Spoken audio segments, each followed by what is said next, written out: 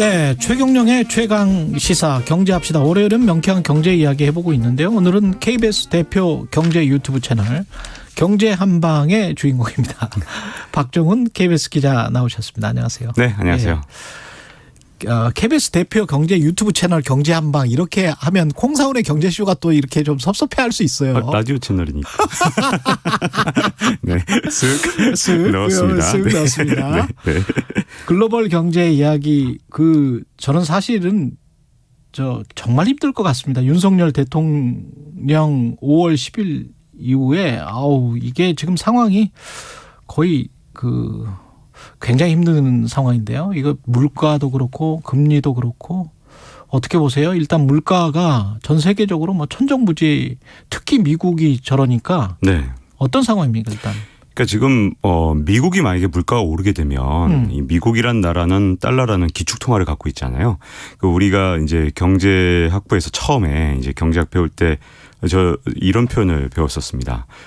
물가, 인플레이션을 해외로 수출할 수 있는 유일한 나라가 미국이다. 달러라는 기축통화를 통해서. 그래서 해외로 수출할 수 있는 유일한 나라. 좋겠다. 네, 정말 좋은 거죠. 왜냐하면 자국의 물가가 많이 오르면 아주 간단한 방법이 있어요. 달러화 가치를 끌어올리는 겁니다. 그러면 다른 나라는 이제 상대적으로 수입 물가가 올라가고 그렇죠. 미국은 수입 물가가 떨어지잖아요. 그러니까 그야말로 인플레이션을 수출하는 가장 좋은 방법이 바로 기축통화의 지위를 사용하는 거죠. 그중에서 몇 나라 망하고. 네, 몇 나라는 거기 이제 일단 저개발 국가들은 그렇죠. 지금 여럿 망할 것 같고요. 일단 세계은행에서 1년 안에 앞으로 10개 나라가 망한다 그러면서 에콰도르, 베네수엘라 수많은 나라들을 이미 스리랑카. 네, 스리랑카는 이미 무너졌죠. 그 디폴트가 났는데 다른 나라들도 1년 안에라는 표현을 썼거든요. 1년 안에. 네. 근데 그게 그냥 저개발 국가로 끝날 거냐? 그 뒤에 많은 나라들이 어려워질 건데 거기에 바로 미국의 인플레이션이 있는 겁니다. 왜냐하면 자국의 인플레이션 해외로 수출할 수밖에 없는 상황이 3월에 미국의 소비자 물가 상승률 CPI는 정말 이제 귀에 정말 못이 박히도록 정말 지겹게 들으셨을 거예요. 8.5% 올랐다. 근데 그게 40년 만에 매번 최고치라는 건 다시 말하면 미국의 물가는 그동안 40년 가까이 한 번도 골칫덩어리가 됐던 적이 없거든요. 그러니까 40년 만에 미국 물가 상승률이 이제 골칫덩어리가 됐다. 그리고 더군다나 이게 당장 수요가 견인하고 동시에 비용이 끌어올리는 경제학 용어를 요즘은 써도 많은 분들이 하시니까 코스트 푸시, 디맨드 풀이라는 이게 사실 굉장히 안 좋은 형태의 인플레이션이거든요. 공급 쪽에서 수요 쪽에서 다. 네. 그게 지금 현재 물가 상승률에 있어서 가장 큰 문제라고 할 수 있습니다. 이 코스트 푸시와 디맨드 풀을 불러일으키는 게 결국은 돈을 많이 풀었던 구조적인 요인, 그다음에 우리가 우크라이나 전쟁, 러시아의 침공 이렇게 되는 거죠. 거기다가 이제 세계적인 블락화되는 경제 상황 이런 것들이 요인이 되는 거죠. 네, 그렇죠.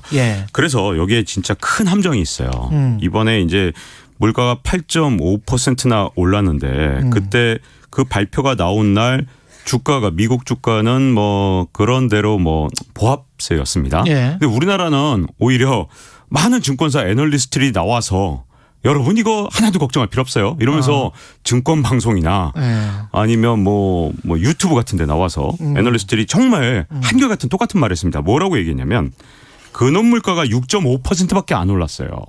이렇게 얘기를 한 거예요. 6.5도 많이 올랐는데 이상하다. 근데 그것도 좀 이상하지만 좋아요.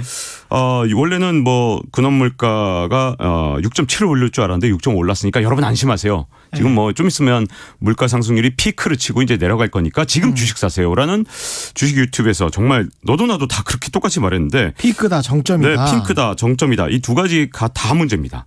첫 번째로 근원 물가, 이 코어 인플레이션인데 코어라는 말 우리말로는 이제 근원이라고 번역을 하고 있잖아요. 근데 뭘 뺀 거냐면 물가 상승률 쫙 해서 음식료하고 에너지를 뺀 겁니다. 그렇죠. 네, 근데 이걸 왜 평소에는 뺐냐 하면 그동안 40년 동안은 이 음식료하고 에너지를 빼고 나머지 근원 물가만 갖고 설명하는 게 어느 정도 충분한 이유가 있었어요. 예. 왜냐하면 40년 동안은 인플레이션 기조가 아니었으니까. 근데 음식료 같은 경우는 이제 예를 들어서 흉년 이런 것들이 있을 수 있고 또 에너지는 지정학적 이유로 잠깐 뭐 예를 들어 유가가 오를 수도 있고 하니까 그렇죠. 예. 이거를 매번 반영한다는 게 웃기지 않냐. 그래서 뺐던 겁니다. 그렇죠. 근데 이번에 음식료가 오른 이유는 지난해 전 세계적인 이상 기후 때문이거든요. 이게 우크라이나 전쟁 때문에 더욱더 가속화되긴 했지만 지난해 뭐 브라질부터 시작해서 전 세계 웬만큼 곡창지대에는 전부 이상 기후 때문에 뭐 대두나 이런 것들 가격이 뭐 다 천정부지로 올랐단 말이죠. 카놀라유 이건 이미 지난해부터 올랐단 말이에요. 예. 근데 우크라이나 전쟁으로 이게 현실화됐을 뿐이지 우크라이나 전쟁이 끝난다고 해서 이상 기후가 끝나는 게 아니거든요. 이미 이상 기후는 우리 인류가 컨트롤할 수 있는 어떤 통제선을 넘었기 때문에 예. 이상 기후는 앞으로 자주 일어날 겁니다. 예. 더군다나 에너지 같은 경우도 지정학적 이유로 변동성이 크다는 이유로 코어에서 뺐는데 지금 유가가 오른 이유는 우크라이나 전쟁뿐만 아니라 여러 가지 이유가 있습니다. 왜냐하면 기본적으로 바이든 대통령이 친환경으로 옮겨가면서 제가 한번 여기 나와서 말씀을 드린 적이 있었는데 그렇죠. 뭐 예를 들어서 유전에 대한 새로운 개발은 지금 현재 굉장히 막혀 있는 상태예요. 그러니까 바이든 대통령 때 새로운 유전 개발이 조금 더 많았던 건 맞는데 그건 과거에 하던 유전 개발이고요. 유전이 일단 한번 개발되려면 컨벤셔널 오일 전통적인 방식의 유전 개발은 5년에서 10년 걸리거든요. 예. 그러니까 과거에 하던 거 하는 겁니다. 근데 예. 새로운 유전 개발이 지금 안 되는 이유가 유전을 개발해봤자 한 20년 장사를 해야 되는데 그렇죠. 이거 20년 될 리가 없다. 꼭 이거 바이든 대통령뿐만 아니라 지금 현재 이상기후 기후변화를 볼 때 화석연료를 더 이상 쓸 수가 없구나라는 공포감 때문에 2050 네. 탄소 중립을 다 전 세계가 선언한 그렇죠. 상황이니까. 그렇죠. 그래서 사실 유전 개발이 쉽지 않은 상태고 전에 말씀드린 것처럼 또 이 뭐가 문제냐면 전기차나 이런 것들에 들어가는 금속들 우리가 쓰지 않던 그렇죠. 금속들이 지금 어느 정도 올랐냐. 리튬 같은 경우에 1년 사이에 4배가 올랐는데 한 3년으로 넓혀보면 10배가 올랐어요. 그러니까 리튬은 없으면 지금 전기차 만들 방법이 전혀 없거든요. 그렇죠. 자, 그런 상황이다 보니까 과연 에너지하고 음식료를 뺀 코어 물가 상승률이 별로 안 올랐다는 게 좀 말이 안 되지만 예, 6%대인데. 6.5라고 해서 괜찮다라고 했던 것 자체가 우리나라만 너무 적극적으로 증권사에서 해석을 했던 게 아닌가라고 저는 생각을 합니다. 이게 그러면 정점을 찍긴 찍었습니까? 아니면 얼마나 지속될까요? 이것도 참 뭐라고 확정 지어서 파월 연준 의장도 말하기가 좀 힘들 것 같긴 한데. 네. 예. 파월 의장 같은 경우에 지난해에는 계속 물가 안 오른다고 계속 그랬었잖아요. 네. 예. 사실 제가 그래서 썸네일 만들 때 피노키오 코를 한번 붙여드렸어요. 자꾸 거짓말하신 분이다 이렇게 생각을 예. 하고. 근데 이제 9월 29일 날 이후에는 인플레이션이 올 것이다라고 얘기를 했고 최근 들어서 얘기하는 건 뭐라 그러냐면 파월 의장이 올해 안에 인플레이션 피크는 온다. 이렇게 얘기를 합니다. 자, 이 부분에 있어서 전 그러면 동의하느냐 안 하느냐 예. 동의합니다. 온다. 근데, 네네. 피크는 아직 안 온다. 왔다? 그러면?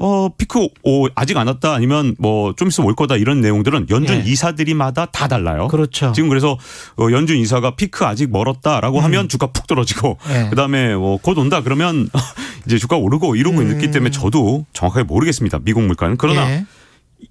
제일 중요한 걸 파월이 얘기하지 않고 있다는 게 문제입니다. 제일 중요한 게 뭡니까? 뭐냐면 인플레이션 피크가 올해 안에 와야겠죠. 이게 안 온다면 예. 진짜 심각한 문제죠. 그렇죠. 올해 안에 와야 하고 올 거라고 저도 믿고 있지만 그럼 피크가 온 다음에 인플레이션은 어떻게 되느냐.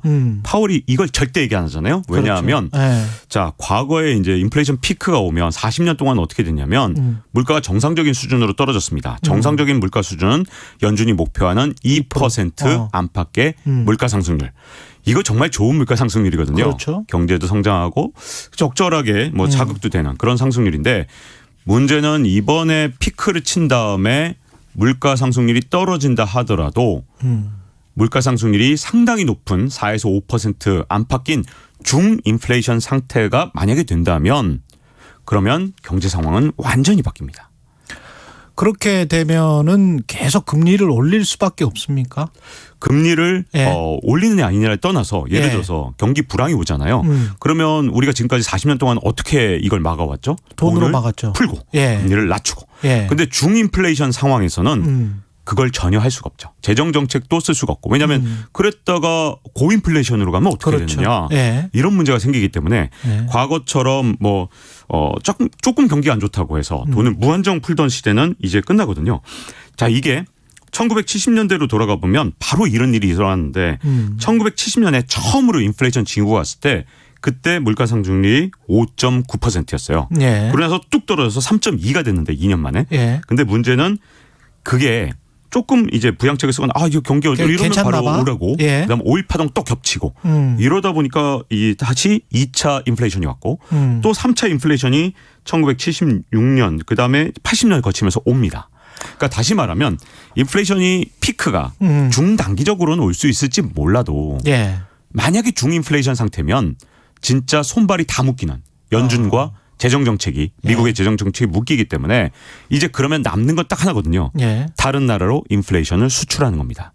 그러면 어떤 나라인가는 곡소리가 나는 거죠. 그렇죠. 근데 그 다른 나라들 중에서 부채가 많은 나라들, 그다음에 네. 이제 현금 흐름, 경상수지랄지 이런 현금 흐름이 잘 안 도는 나라들, 그런 나라들이 이제 타격을 받을 거란 말이죠. 그렇죠. 예. 저개발 국가들 10개 이렇게 세계은행에서 얘기했습니다만 그다음엔 이머징 시장을 타격을 할 거고요. 그렇죠. 이번에는 자원이 많은 국가보다는 자원이 없는 국가들 그렇죠. 그리고 관광 수입으로 먹고 살던 나라들 이런 나라들이 이머징 중에서 무너지고 예. 그리고 이제 이렇게 무너지는 나라가 나오게 되면 이제 글로벌 투자 은행들이나 이런 데에서는 어떻게 하냐면 두 가지 문제가 생깁니다. 일단 그 나라에 투자했다가 손실을 보기 때문에 이걸 메꾸기 위해서 어쩔 수 없이 조금 더 양호한 나라 그렇죠. 그런 나라에서 돈을 뺍니다. 그러니까 일종의 캐시카우라 그러잖아요. 그런 예. 것들이 캐시카우 나라 역할을 하는 것들이 있어요. 그러니까 그런 나라에서 돈을 빼게 되고 두 번째는 이 나라가 무너졌으니까 저 나라는 안 무너지겠냐라는 생각 때문에 도미노 현상이 일어날 수 있는데 예. 문제는 미국의 인플레이션이 쉽게 잠들지 않다면 예. 좀 꺾이지 않다면 이런 문제들이 올 연말 내년 가면서 조금 더 심각해질 수 있기 때문에 예. 조금은 지켜봐야 될 인플레이션 문제를 봐야 될 것 같습니다. 지금 박종훈 기자가 캐시카우 같은 나라를 정확하게 지명을 안 했는데 캐시카우 같은 나라가 네? 한국이에요. 아니 저 나라 이름 굳이 이렇게 지명을 뭐 이렇게 네. 이게 지금 전 세계 투자자들에게 가장 만만한 돈을 아주 쉽게 뺄 수 있는 아주 개방된 그러나 나라 체력은 뭐 그냥 괜찮은 그래서 뭐 좀 이렇게 돈도 빼고 돈을 뺐을 때 환율이 막 크게 왔다 갔다 하는 나라에서 돈 쉽게 못 빼거든요. 그렇죠. 네. 이게 그래서 우리가 굉장히 지금 좋지 않아요. 가계부채는 이런 상황인데 미국이 금리를 계속 올려버리면 우리도 따라 올릴 수밖에 없는 그런 상황이고 그래야 이제 해외 투자자들이 돈을 좀 덜 뺄 거 아닙니까? 네. 우리는 어떻게 해야 되죠? 이게 참 자산시장도 걱정이에요. 자산시장은 이미 굉장히 좀 가격이 높고 특히 부동산 시장 같은 경우는 그렇고요.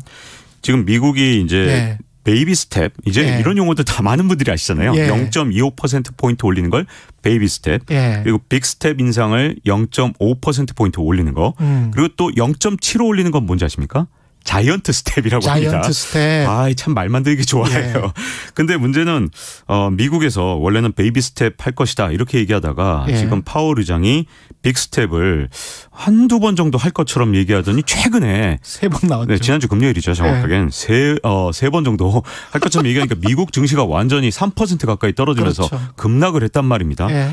자, 그런데 이게 문제점이 하나 있어요. 이게 그동안 물가를 잡았을 때 어떻게 해서 물가를 잡았느냐 하면 시장에서 만약에 0.5%포인트 올릴 것이라고 기대하면. 이미 다 기대를 하고 있으면 예. 거기에 맞춰서 모든 투자자들이 다 거기에 맞춰서 포트폴리오를 해놨습니다. 그렇죠. 그럴 때 0.5를 올리면 안 돼. 효과가 굉장히 작아요. 그러니까 0.75를 올린다는 거야. 네, 폴 볼커 같은 경우는 물가를 잡을 때 어떻게 했냐면 예.